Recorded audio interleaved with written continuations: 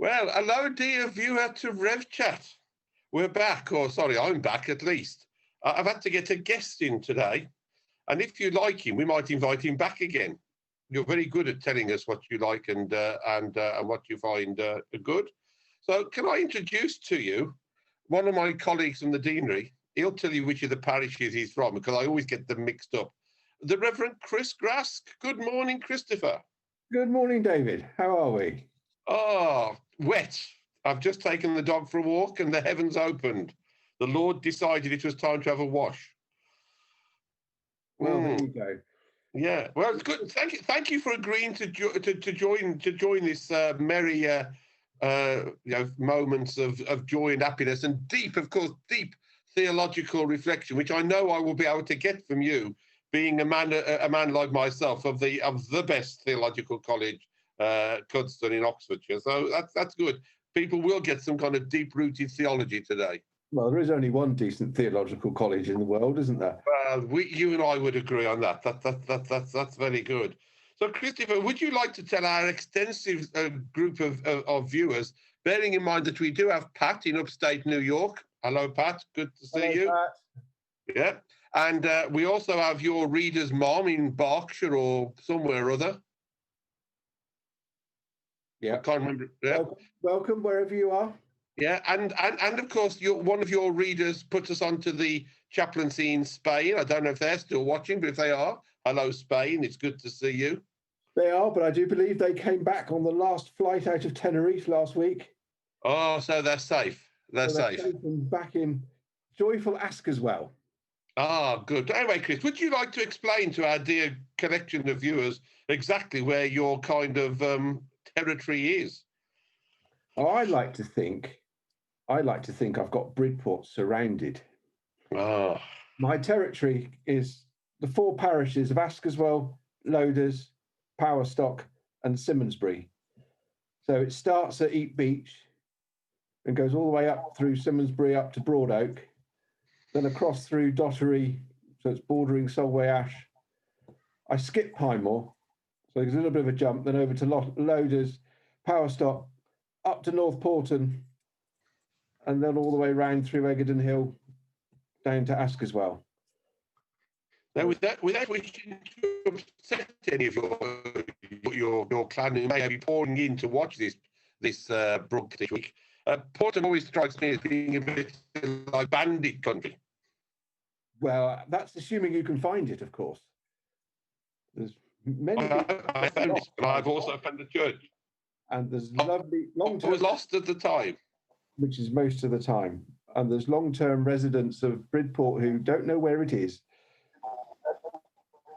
But the church there is well worth a visit. Yeah, I was lost and I found it. Good. So that's where you are, and the purpose of us sitting here as we do is to look at the gospel reading for this coming Sunday, which will be the second Sunday of Epiphany.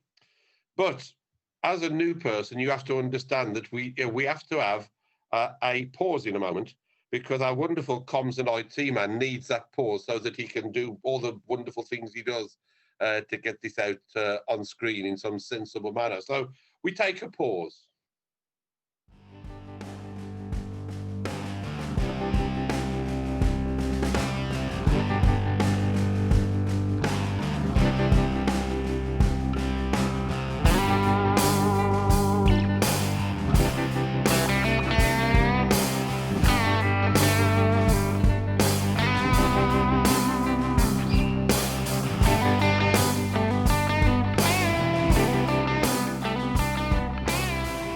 To read the Bible reading for us, Chris? Yes, so our Bible reading today comes from, we're still in the first chapter of John, so John chapter 1, starting at verse 43. It just says, the next day, Jesus decided to go to Galilee. He found Philip and said to him, follow me. Now Philip was from Bethsaida, the city of Andrew and Peter. Philip found Nathanael and said to him, we have found him about whom Moses in the law and also the prophets wrote, Jesus, son of Joseph from Nazareth. Nathanael said to him, "Can anything good come out of Nazareth?" Philip said, "Come and see." And when Jesus saw Nathanael coming towards him, he said of him, "Here is truly an Israelite in whom there is no deceit." Nathanael asked him, "Where did you come to know me?" Jesus answered, "I saw you under the fig tree before Philip called you." Nathanael replied, "Rabbi, you are the Son of God. You are the King of Israel." Jesus answered, "Do you believe because I told you that I saw you under the fig tree? You will see greater things than these." And he said to him, "Very truly I tell you, you will see heaven opened and the angels of God descending and ascending upon the Son of Man." Ooh. So what did that strike you? Anything it strikes you with immediately? Confusing. It almost seems a bit comedic at times. And you almost need to strip it out and write it as a script with 3 or 4 people reading it. It's a bit Monty Python at times, isn't it? That was the word I was trying to think of. You could just imagine Monty Python doing it. Yeah. I mean, Michael Palin in the Himalayas yesterday. Yes. Yeah, I mean, I said to you before we started that I can never read this without thinking about my time when I was a nurse, both in West Bromwich and in Wolverhampton as it happened. And people who know that part of the world may well know that from a football supporter's point of view, they don't like each other. And if you were a Wolverhampton supporter, you can imagine them saying to a West Bromwich Albion supporter, "Can anything good come from West Bromwich?" And you can insert whichever towns you want, I guess, into that. Into that, but it's that kind of stuff. Can anything good? Yeah, it's a great insult almost, isn't it? And Jesus is very quick the way he finds that answer. I guess there's a certain sense of Nathaniel's looking to Jesus to see some kind of magic trick or something done, isn't he? Yeah. Yes, he's looking for something magic, and he soon actually hangs on to it at the end, because Nathaniel, when he actually meets Jesus, just says, "How did you know I was hiding under a fig tree?" Yeah.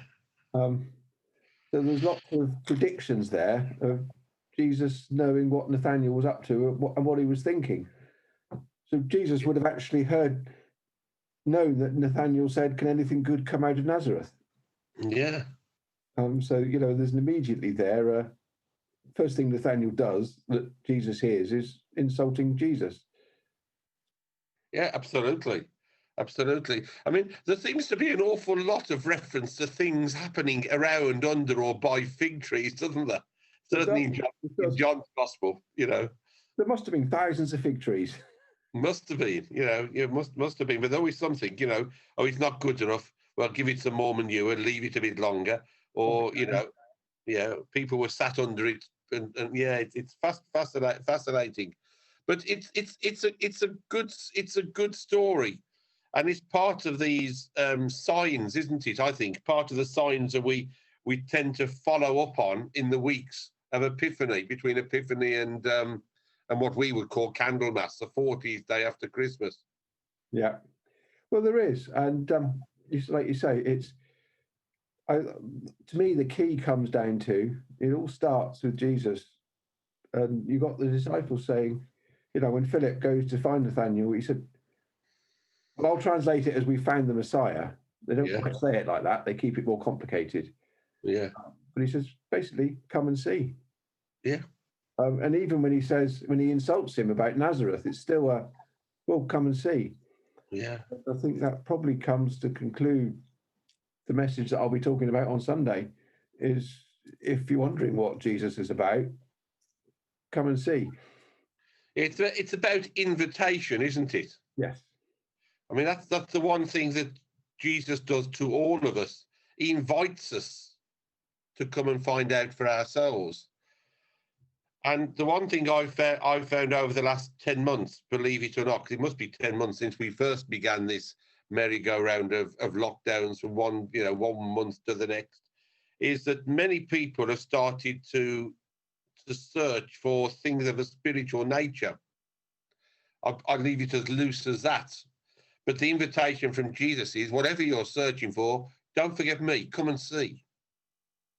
That's right. And I think I found the same in these villages. I've met many people that have, like you say, they're starting to make people wonder what life's about. Mm. And you'll stay in your state of wondering what life's about unless you investigate. Yeah, and discover for yourself from the invitation that's given to you. And discover from that invitation. And, we're always here to find out these things. It's a shame our churches are closed for public worship at the moment, but hopefully that's only a temporary thing. Mm-hmm. And, we will be providing opportunities to come and see. Yeah, absolutely. Look and find out for yourself. And I think you're absolutely right. I've just written my article for our February Team News magazine, because it has to be in today. So I've just got to type in a few more things onto the things I have to do.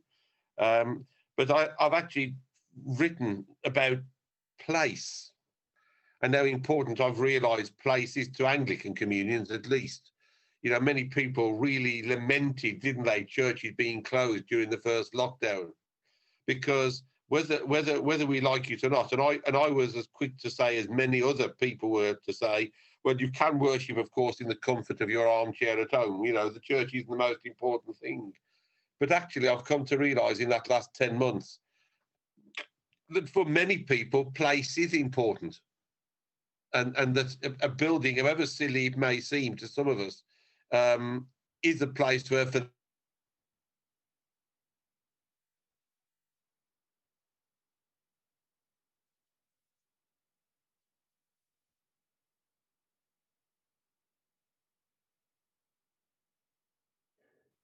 Your sound dropped out then, David. I hope it managed to make it to the recording. You were cut off mid-sentence, right in your prime. Was I? Oh dear. Mhm.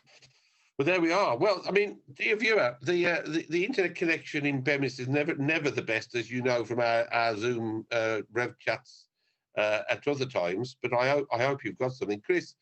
Can I thank you for joining us? Are you willing to come back again next week? Oh, as long as you don't get too many complaints. No, Chris, thank you very much. Very grateful that you've come along. We will be back, dear viewer, next week. Now, at this point, of course, what we would normally say, you can follow us in all the things we're doing in the Beaminster team, and indeed in is it Egerton and Colmers. Egerton Colmers teams. I'm sure if you look on their website, you'll find all the links.